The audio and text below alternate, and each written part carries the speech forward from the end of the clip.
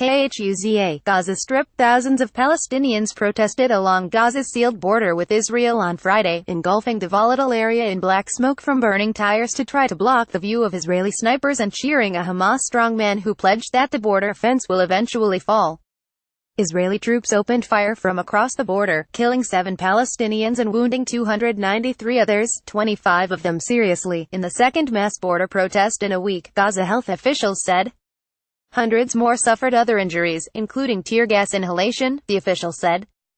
The number of Palestinians killed by Israeli fire since last week has risen to 29. The latest casualties were bound to draw new criticism from rights groups that have branded Israel's open fire orders on the border as unlawful, after Israel's defense minister warned that those approaching the fence were risking their lives. The UN warned early Friday, as the protesters massed on the Gaza border, that Israeli forces must only use their firearms as a last resort. The Reuters news agency quoted UN human rights spokeswoman Elizabeth Throssell saying in Geneva that if Israeli troops open fire and it is determined to be unjustified, it could constitute a breach of the Fourth Geneva Convention for the willful killing of civilians. An Israeli military spokesman defended the rules of engagement: if they are actively attacking the fence, if they are throwing a Molotov cocktail that is within striking distance of Israeli troops or similar activities, then those persons, those rioters, may become a target, said Lieutenant Colonel Jonathan Conricus. Palestinian protesters run to cover from tear gas fired by Israeli soldiers during clashes with Israeli troops along Gaza's border with Israel, east of Khan Yunis, Gaza Strip, Friday, April 6, 2018. Friday's large crowd suggested that Hamas, the Islamic militant group that has ruled Gaza since a 2007 takeover, might be able to keep the momentum going in the next few weeks. Hamas has called for a series of protests until May 15, the anniversary of Israel's founding, when Palestinians commemorate their mass uprooting during the 1948 war over Israel's creation.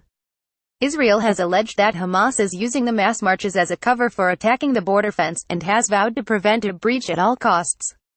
The military said that on Friday, protesters hurled several explosive devices and firebombs, using the thick plumes of smoke from burning tires as a cover, and that several attempts to cross the fence were thwarted.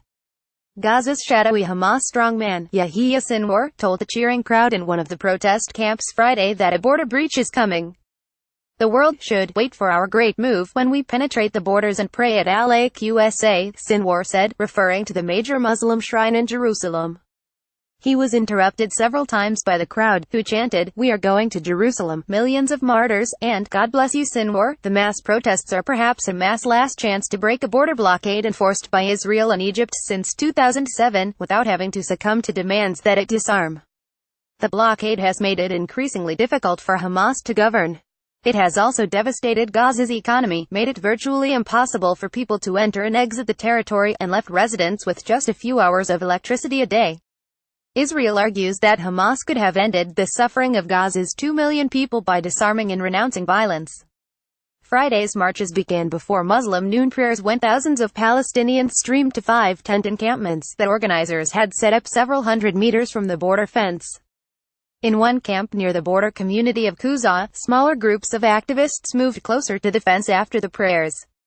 Demonstrators torched large piles of tires, engulfing the area in black smoke meant to shield them from Israeli snipers. The faces of some of the activists were covered in black soot. Israeli troops on the other side of the fence responded with live fire, tear gas, rubber-coated steel pellets and water cannons. After the first tires started burning, several young men with gunshot wounds began arriving at a field clinic at the camp. Mohammed Ashur, 20, who had been among the first to set tires on fire, was shot in the right arm. "We came here because we want dignity," he said, resting on a stretcher before paramedics transported him to the Strip's main hospital. Yahya Abu Daka, a 20-year-old student, said he had come to honor those killed in previous protests. "Yes, there is fear," he said, of the risks of advancing toward the fence. "We are here to tell the occupation that we are not weak." The death toll since last week includes the 22 protesters killed during the Friday protests at the border, as well as 1 killed during a protest on Tuesday. The 6 other deaths include 3 Palestinian gunmen killed in what Israel said were attempts to attack the border fence and 3 men who were struck by Israeli tank fire. More than 1,000 people suffered a range of injuries on Friday, including those hit by live fire and those overcome by tear gas, the Gaza Health Ministry said. 12 women and 48 minors were among those hurt, the official said. At the UN, Secretary-General Antonio Guterres urged all parties to exercise maximum restraint, said UN spokesman Stefan Dujarric. He said UN Mideast envoy Nikolay Mladenov had been in touch with Israeli and Palestinian officials to reinforce the need to allow people to demonstrate peacefully. Mladenov stressed the need to ensure that excessive force is not used, and the need to ensure that children are not deliberately put in harm's way, Dujarric said. A White House envoy urged Palestinians to stay away from the fence. Jason Greenblatt said the United States condemns leaders and protesters who call for violence or who send protesters, including children, to the fence, knowing that they may be injured or killed. Hamas has billed the final protest, set for May 15, as the Great March of Return of Palestinian refugees and their descendants, implying they would try to enter Israel. Two-thirds of Gaza's residents are descendants of refugees. Palestinians commemorate May 15 as their Nakba, or catastrophe, when hundreds of thousands were uprooted from homes in what is now Israel.